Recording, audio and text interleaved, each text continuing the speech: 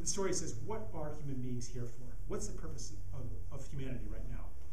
And the story will answer that as, our purpose right now is to heal the planet, because it's that close. It's that urgent. And in doing that, we'll discover what our gifts are and what our purpose is. And after that is completed, in maybe a couple hundred years, but maybe less, who knows, then other purposes will emerge.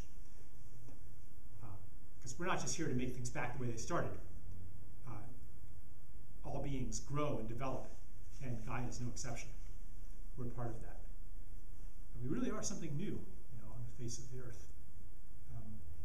No species have ever been this dominant before, except for ants, maybe.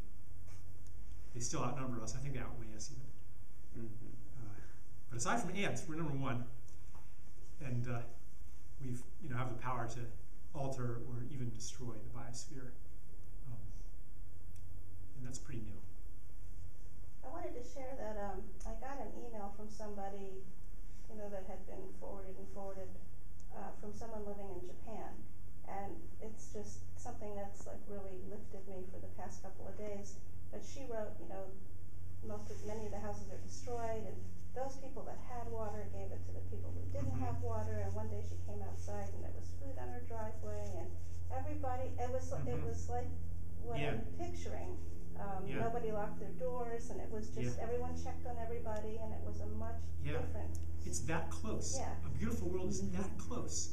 Just imagine how fast things could change if people all of a sudden just started behaving that way. Just stepped into trust, stepped into community, stepped into the gift. All of the scarcity and poverty that we experience, it comes from nothing. It comes from just perceptions.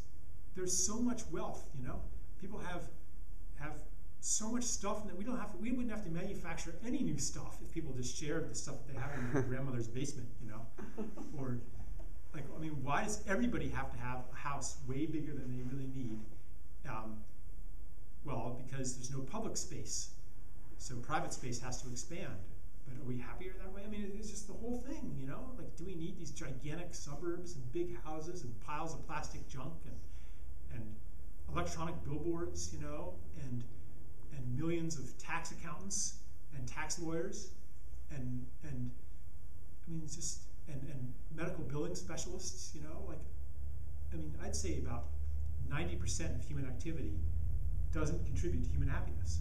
We could all work 10% as hard and have a great world. And we kind of want to too, Yeah. So, and that's what wants to be born. That's what we've been talking about. That's the world that wants that's this being that wants to be born so much. And it's just like, come on guys, just shift your perception, and here I am. But the process of shifting that perception is painful because of all these things that we have to let go of. And we're afraid to. And we're carrying these fears. But we're letting go of them. They're getting unbearable. Okay, so let's do the third part now.